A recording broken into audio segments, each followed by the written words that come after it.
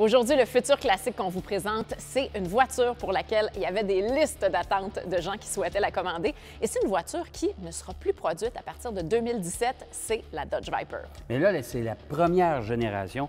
Une génération quand même qui était unique en son genre. C'est pour ça qu'elle va devenir un classique avec les années. Mais une voiture inconduisible, je vous le dis, mais c'est encore unique.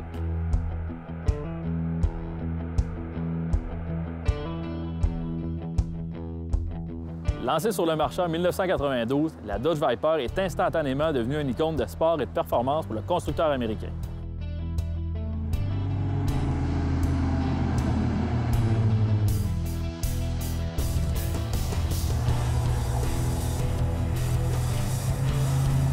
Conçue et fabriquée à Détroit par une petite équipe d'ingénieurs, la Dodge Viper avait comme mission de redorer l'image sportive du manufacturier américain. Avant même son lancement, en 1991, Carroll Shelby l'a pilotée alors qu'elle avait été choisie pour être la voiture de tête aux 500 000 d'Indianapolis. Quelques années plus tard, elle fut inscrite à la très célèbre course d'endurance des 24 heures du Mans. La Dodge Viper était un réel supercar pur et dur. Avec son immense moteur V10 et dépourvue de toute aide au pilotage ou même de système de contrôle de traction, elle était très intimidante à conduire sur la route. En fait, il faut savoir la piloter avec précision et intelligence, car elle peut rapidement devenir très dangereuse lorsqu'on la pousse à la limite. Au premier coup d'œil, la Dodge Viper possédait un look unique et surtout des lignes très agressives. En raison de sa configuration Roadster 2 places, on disait même qu'il s'agissait d'une AC Cobra des temps modernes. Les pièces de carrosserie de la Viper étaient très innovantes pour l'époque. En fait, plusieurs de ces panneaux étaient fabriqués à l'aide d'un mélange de plastique et de composite. Ce type de procédé était alors utilisé pour la première fois sur une voiture de série. Par contre, il faut savoir que la Dodge Viper était plus ou moins bien adaptée pour notre climat québécois et sa capote de toit souple était peu commode à manipuler. À l'intérieur, aucun gadget superflu. Tout était vraiment axé vers la performance. Sous son capot, c'était vraiment la démesure. On y retrouvait un immense moteur V10 de 8 litres qui développait pas moins de 400 chevaux et un impressionnant 450 livres-pieds de couple. Les spécialistes du groupe Lamborghini avaient d'ailleurs échangé leur façon de faire avec les ingénieurs du constructeur américain au niveau du coulage tout en aluminium de l'immense bloc moteur. Équipée de pneus très larges de 17 pouces, la Viper était capable de performances foudroyantes. Elle bouclait d'ailleurs le 0-100 km/h en un peu plus de 5 secondes et sa vitesse maximale était annoncée à 300 km/h. À l'époque, la Viper valait 70 000 $. Elle vaut encore aujourd'hui sur le marché entre 35 000 et 45 000 $, tout dépendant de sa condition. Avec son look d'enfer et des performances démentielles, la Viper de première génération est sans contredit un futur classique. Encore commercialisée aujourd'hui, la Viper est un peu plus civilisée, mais demeure encore et toujours une référence en termes de supercar.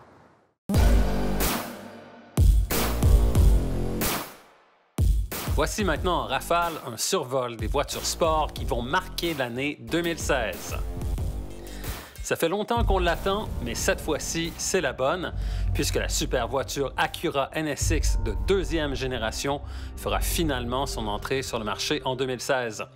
Côté look, la NSX ressemble beaucoup à une super voiture actuelle, et ses lignes témoignent d'une obsession pour l'efficacité aérodynamique.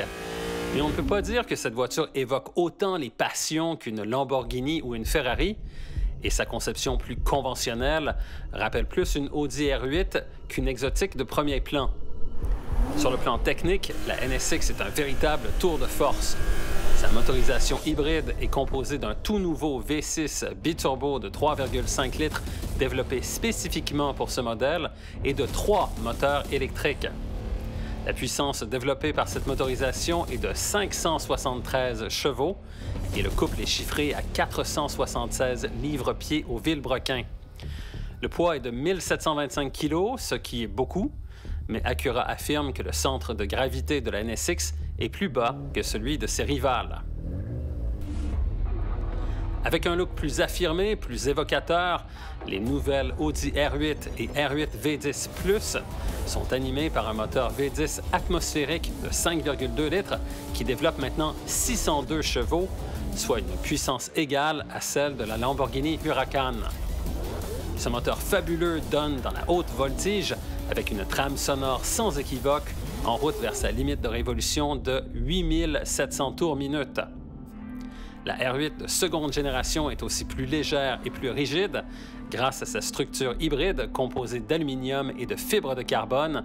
Elle est surtout plus satisfaisante à conduire dans les virages. C'est la star en page couverture du Guide de l'auto 2016. Frappante, la Ford GT affiche un look résolument moderne et son développement s'est articulé autour de 3 axes que sont la fibre de carbone, la motorisation turbocompressée EcoBoost et l'aérodynamique. Logé en position centrale, son moteur V6 biturbo de 3,5 litres devrait livrer plus de 600 chevaux qui seront acheminés aux roues arrière par l'entremise d'une boîte à double embrayage à 7 rapports. Pas de technologie hybride lourde et complexe à bord.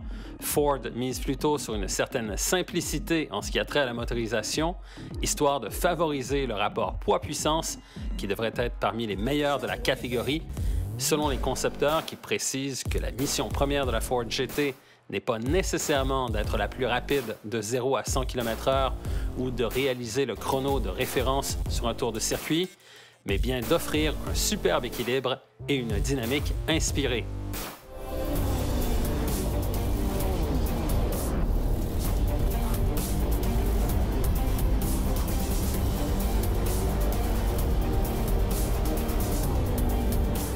En 2016, la Porsche 911 Carrera adopte une nouvelle motorisation suralimentée par turbocompresseur qui permet à la sportive allemande d'offrir plus de couple et des performances bonifiées par rapport au modèle précédent.